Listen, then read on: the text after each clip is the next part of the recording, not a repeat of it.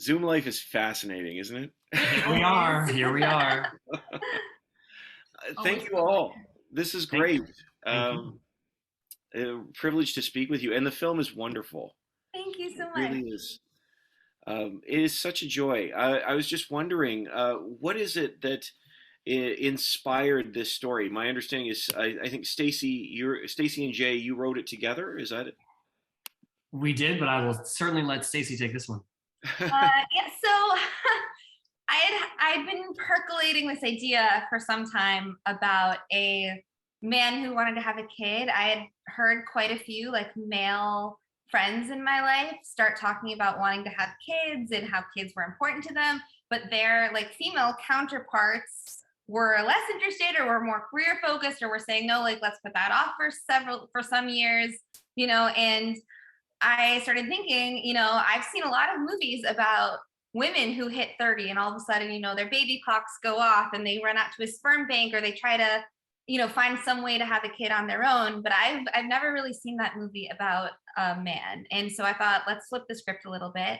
Let's make this man want to have a child and let's see how it goes when his, two female best friends help him. So I'd had this idea for like a minute. Jay and I have been creating art together since we were like little baby teenagers running around New York City being crazy. That like kind of opening scene with the theater kids party, that was like, very much our life, playing like drama, doing like monologues while like drinking. Like that was very like theater kid life. Yeah, and I love musical theater so much. Like this is sort of like my love letter to that, and also like turning 30 and being an artist at 30, and what does that look like? So that is where and this is Chelsea, who also Sorry. played a role in the movie. That and is true. She is just looking for some love right now. She's a star and she's looking for love. I understand. I have my dog. I've put her on the couch. We might hear from her. No worries. There's a chance. In good company. There really is something wonderful about the film. You talk about musical theater. What is it so magical about Broadway? Just in general, not in film. For all of you, just Broadway? What is it that's so special about it to you? Well, Go for it. I mean, it's funny because I think if you had asked that question when we were making the movie, it would be a similar answer, but maybe not as passionate. I don't know because what I want to say is we certainly now know what our life is like without Broadway, and I don't think we anticipated that world would exist and we would be living in New York without theater. That was a really stark contrast to the lives we've lived for all the years before, where Broadway was a part of our lives every month, every month or every other, just because we like to go see shows and auditioning. And my goodness, Broadway is about community. Broadway is about art. Broadway is about storytelling. Okay, I'll stop. Inspiration. I mean, I would go see, I remember like the first time I ever saw a Broadway show and just being like that. What was like, the first I show? want to do that. Oh my God. Phantom of the Opera. Phantom of the Opera. Yeah. Wow. Okay. Phantom of the Opera, because it was my dad's like favorite musical, and he took us to New York because I grew up in California, and he took us to New York, and he's like, we're going to go see Phantom of the Opera. And Have you ever seen it? it was crazy. Alex has never seen it. We should go. Okay. I've been thinking about going. Crazy show. I mean, I love it. We should go. But yeah, our little musical hearts. But yeah, during the pandemic, with everything shut down, it definitely turned into something else. And we actually filmed like that big, our big sort of triumphant Broadway scene, like in January of 2020. So it was like right before everything shut down. And then, obviously like Broadway was shut down for a very long time. So yeah, excited it's back. Yeah. It's funny when you talk about it coming back. Like you're right. That is something that you just wouldn't have expected to shut down. Like it's just gone. Years. Yeah. And I think it showed how important it truly was, sort of to the heart and soul of New York, and musical theater in general, but specific to New York. Is it? I was wondering for all of you. What's it like to translate musical theater on screen? Because let's be honest, there's been some successes and there's been some failures, Cats, and I'm not going to mention anything. But I mean, there's been some that have been just wonderful, but some of them don't seem to miss the mark. Was it a challenge? What are they do you have that others may not, or maybe not? I love that you brought up cats. We make fun of cats like several times throughout the movie. So it's like a running joke in Triple Threat of cats. Like there have been some amazing films lately. Like I loved Tick Tick Boom that just came out. I saw it twice. I cried both times. Like, when musicals are done well on screen, they're like, it's everything. And then, yeah, I think sometimes they miss the mark. I think sometimes people don't understand that people experience things very differently in front of a camera. You know what I mean? That like that medium picks things up differently. And for us, it was very important that the musical aspects of the film pushed the film story forward. So yes, there's songs. Yes, they're a part of it. Yes, like the musical numbers are beautiful, but all of the musical numbers serve the larger story of the film. Like they're not, like gratuitous or happening just for the sake of, like let's be pretty and dance, like they're all like integrated into the larger story of why we're telling this story. And I think that was important to us as we were like conceiving the musical inside the film. And I hope that this will be, and you say this is actually something Mars has said a lot, that, this is a movie musical for people who don't like musicals. Like you don't have to like musicals to like our movie. Yeah, because like for me, what I can tire me in a musical is all of the singing, the dialogue. And since it's contained here, I think it's just so much more accessible to non-musical fans.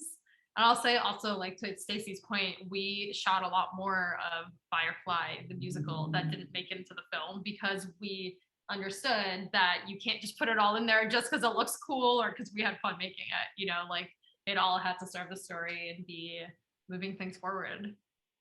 Yeah, it's really embedded within the story, which I think works. Sometimes it feels like we've got a story and we have to stop and have a musical number. Not in this film, but in other films, or something. But this one really, it flows well with the storytelling.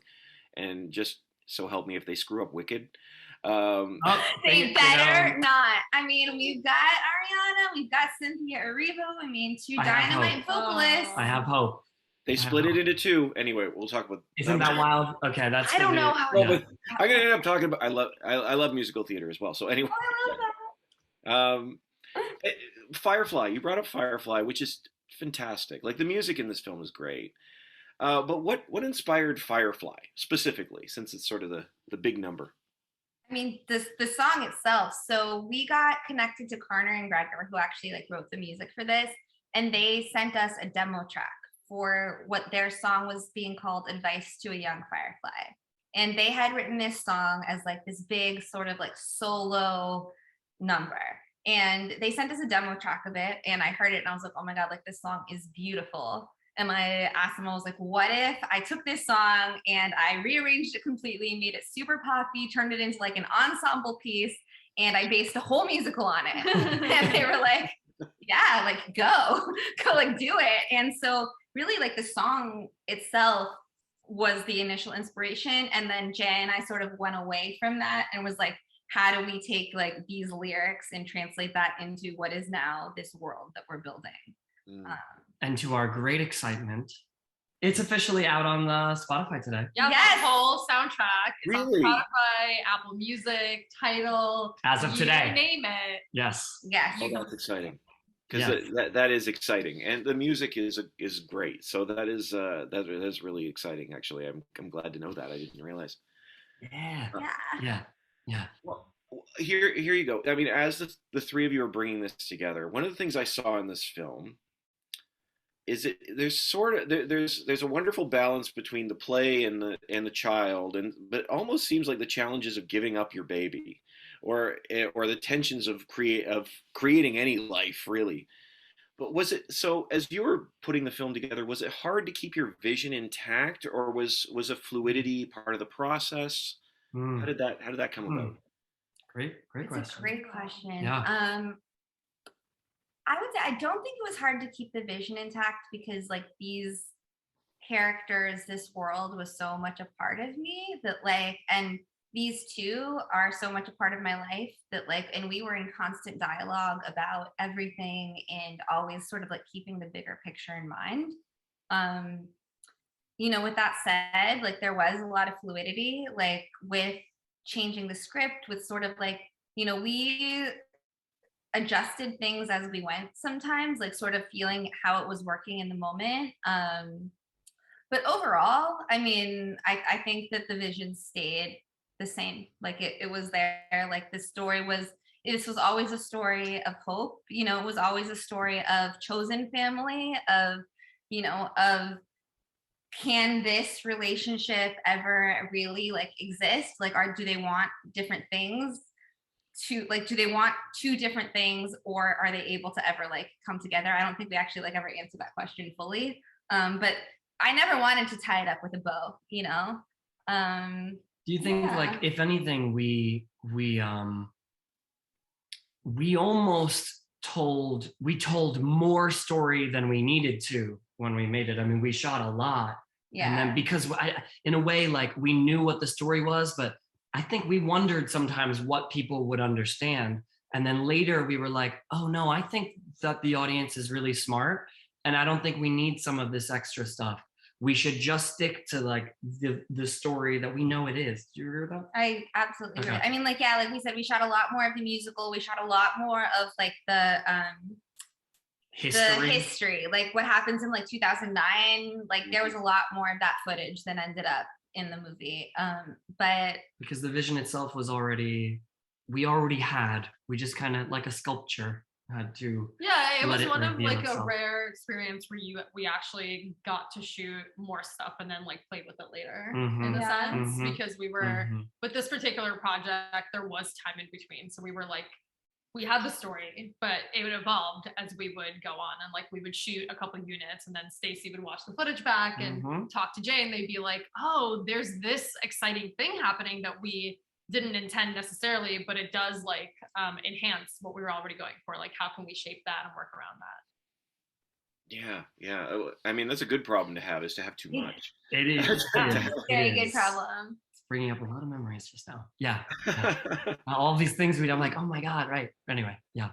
Well, it really looked like you guys, I mean, I can see it in here too, but I mean, everybody was, the relationships between cast were really clicking. And I don't mean just the characters, I mean the cast. You can see it was really, really flowing well. One of the things that I loved about the film was its interest. You talked about flipping the script. First of all, I love that it flipped the script, but it really plays with the idea of family. And I was wondering for you, how you think maybe the idea of family has evolved in recent years. Has it changed? For sure. I mean, I think this is a film about chosen family, largely like these are each other's chosen family. Like he asks the two people closest to him in his life to help him have a child. I think that, Chloe gives this egg, even though she does not really want to be in this, the mother to the child. I think to some, I think she's a little delusional when it comes to like, oh, I'm going to give my best friend, my egg, but I'm not going to be in this child's life. I think that she doesn't quite let herself take it all in, but, and it's a film about choice, like one of my character wears this like, pro-choice shirt going to the doctor's office to help him have a baby, right? Like she wants to help him have a child while herself having her own freedom to sort of say like, I want to help you do this, but I also want to have my career and I don't want you to have to like lean on me for that. So, there's a lot of different ways to look at it. And to piggy off of the family idea, so many of us in America leave our families to go live in a big city and try and, survive and make money and thrive. And I think that many, many millions of people are having that experience of living away from family, or their family doesn't accept them, and having to find their own family. And yeah, certainly this film is exploring a particular found family in New York at a particular time. Yeah, I think there's so many ways to have a family, and for so long on television or like on the big screen, we've seen the like typical mother, father, two children kind of scenario. But other family dynamics have existed for so long. And I think like, obviously we're at a point where clearly that's not working for everyone. You know, there's a lot of isolation. There's a lot of, like you said, like moving away for whatever reason. And sometimes you don't choose who you're born to, you know, and as much as you love your family, your blood family, like that doesn't mean you can't go and create this other dynamic that supports the life that you want to live. And I'm excited that we get to take a little peek at what that could look like. And it gets messy sometimes as we see, but we also see a lot of love. You know, we see Maggie really stepping up and being, you know, a part of Gus's life. Like, I think like this relationship between them is like so beautiful in it. Yeah, there's a lot of like love there for the human baby and the art baby that's being created. No, it's absolutely true. I love that. And I know we're starting to run out of time, but just before I actually, just real quick, I want to add like also like at one point Gus talks about Chloe's relationship to Broadway, right? Like in the crib scene. And that's also like, I was just thinking like the art baby is an invisible baby, but like the career is also a baby in their lives, and like making space and like honoring that, and like all these people that love each other, like feeling seen for what they are. You know, I think it's important and complicated. And it may not be, I've never had a kid, but I know raising a career takes a lot of time and money and effort and hustle, and yeah. Well said. Well, that's the thing about this film, is there's a ton of commitment from where not just about the child, but the career, and trying to balance all those things. I think is so fascinating and so wonderful. Just as we're wrapping up, just one more question for you all. One of the lines early on in the film that caught my attention right away, and I absolutely loved, is I think everyone wants to find their inner light. I just wondered for you what that means and why that's so important. Wow, I love that you pulled that line, because I think everyone does want to find their inner light, and that, you know, that is the essence of Firefly the musical. And I think for me, it's everybody wants to know why they exist. You know, why are we doing what we do like what sparks you? Like what makes you get up in the morning happy to go about your day? You know, is that your career? Is that your, you know, your love? Is that like, what is that for you? And I think everybody like wants to find that. And I think that these characters are working on finding that. It got in my head a little, but thinking about, I mean, we talked about that idea a lot. And I think there's a lot of fear in the world about fear or discomfort when people find a light that others don't understand.